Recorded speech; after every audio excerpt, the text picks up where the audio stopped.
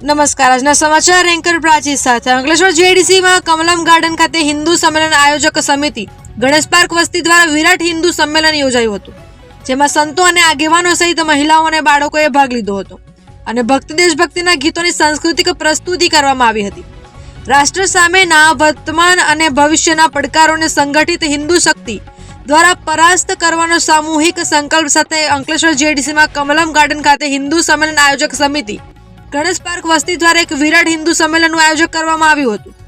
આ સંમેલનમાં જાડેશ્વરના જાનકી આશ્રમના મહંત રાઘવેન્દ્ર દાસજી, ગુમાનદેવના મહંત મનમોહન દાસજી, અંકલેશ્વર ગુરુદ્વારાના જ્ઞાની નિર્મલસિંહ સહિતના સંતો ઉપસ્થિત રહ્યા હતા અને દીપ પ્રાગટ્ય દ્વારા સંમેલનનો પ્રારંભ કરવામાં આવ્યો હતો.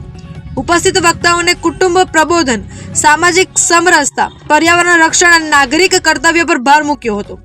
રાષ્ટ્ર સામેના વર્તમાન અને ભવિષ્યના પડકારોને સંગઠિત હિન્દુ શક્તિના પર પરાસ્ત કરવાનો સામૂહિક સંકલ્પ લેવાયો હતો. સંમેલન દરમિયાન સામાજિક જાગૃતિ અને કલાના સમન્વય સમાન વિવિધ કાર્યક્રમો રજૂ કરવામાં આવ્યા હતા, જેમાં ભક્તિ દેશભક્તિના ગીતોની સાંસ્કૃતિક પ્રસ્તુતિ કરવામાં આવી હતી. કાર્યક્રમના અંતે ભારત માતાની આરતી, વંદે માતરમ અને રાષ્ટ્રગીતના ગાન બાદ હજારો ભાવિકોએ સમાનતા ભાવ સાથે સમૂહમાં ભોજન પ્રસાદ લીધો હતો. આ સંમેલનમાં નોટિફાઈડ એરિયા ભાજપના પ્રમુખ જય તેરૈયા, ઉદ્યોગ મંડળના પ્રમુખ વિમલ જેઠવા, મુખ્ય વક્તા દિગ્વિજયસિંહ રાણા સહિતના આગેવાનો, સ્વયંસેવકો, મહિલાઓ અને બાળકો ઉપસ્થિત રહ્યા હતા.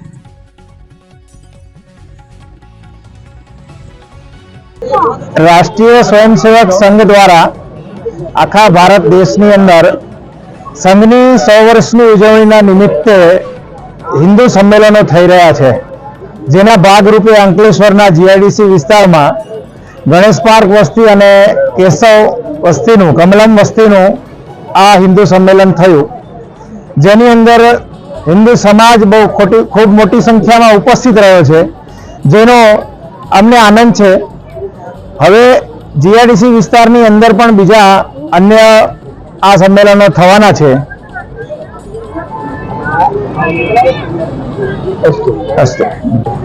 ભરૂચ જિલ્લાના 76 મંડળ કેન્દ્રો અને બીજા 3 નગરો, આ બધી જગ્યાની જે વસ્તીઓ છે 76, એ બધી જગ્યાએ હિન્દુ સંમેલન થવાના છે.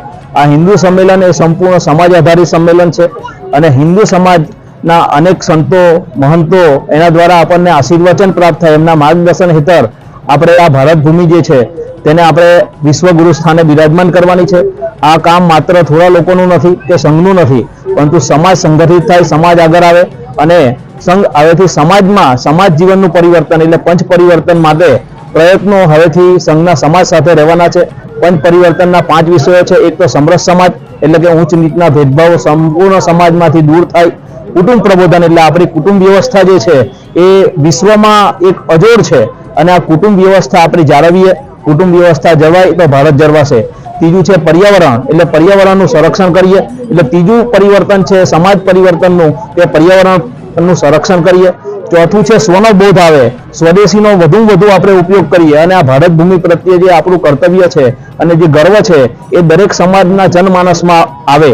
અને છેલ્લું છે નાગરિક કર્તવ્ય બોધ, એટલે ભારતના નાગરિક તરીકેની આપણી જે ફરજો છે એ આપણે ફરજો બખૂબી નિભાવીએ અને આ પંચ પરિવર્તન જો સમાજમાં આવશે તો આપણે 2047માં આ ભારતને વિશ્વગુરુ સ્થાને બિરાજમાન કરી શકીશું. તો સંઘ હવે સંગઠનની સાથે સાથે સમાજના જે અગ્રણીઓ છે, સમાજના અનેક દાતાર છે, સમાજના અનેક સેવાભાવી લોકો છે, આ બધાને આહ્વાન કરે છે અને સમાજ સાથે રહીને આ પંચ પરિવર્તનની દિશામાં હવેથી આગળ આપણા ભારતને આપણે અગ્રેસર કરીએ એ પ્રકારની આ કાર્યક્રમોની આપણા 100 વર્ષ, સંઘના જે 100 વર્ષ થવા આવ્યા છે, 1925માં સ્થાપના થઈ અને આ 2025 તો 100 વર્ષ નિમિત્તે સમાજ પરિવર્તનની દિશામાં સંઘના સ્વયંસેવકો હવે કાર્યરત આગળ વધવા જઈ રહ્યા છે. અસ્તુ ભારત માતા કી જય.